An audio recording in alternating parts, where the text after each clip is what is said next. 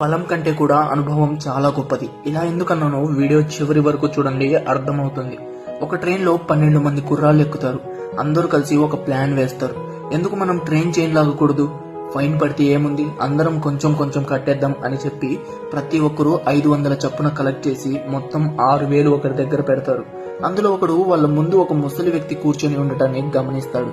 ఎలాగో ముసలి వ్యక్తి ఒక్కరే ఉన్నారు, ఇప్పుడు టీసీ వస్తే చైన్ లాగింది ఇతనేనని చెప్పేద్దాం, మన డబ్బులు కూడా మిగులుతాయి అని అనుకొని ప్లాన్ ప్రకారం చైన్ లాగుతారు.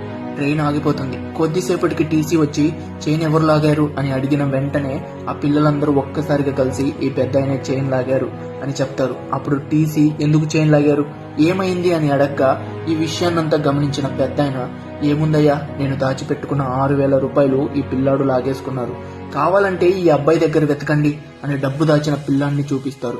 ఆ పిల్లాడి దగ్గర చూస్తే డబ్బు ఉంటుంది. ఇంకేముంది, ఆ డబ్బునంతా టీసీ ఆ ముసలి వ్యక్తికి ఇచ్చేసి ఆ పిల్లల్ని మందలిస్తాడు. అప్పుడు ఆ ముసలి వ్యక్తి తన తెల్లటి గడ్డం నిమురుతూ కళ్ళతోనే ఆ పిల్లలకు సైగ భాషలో ఇలా చెప్తాడు, మీకంటే నాకు అనుభవం ఎక్కువ, బలంతో గెలవలేకపోయినా అనుభవంతో గెలవగలను అని నవ్వుకుంటాడు.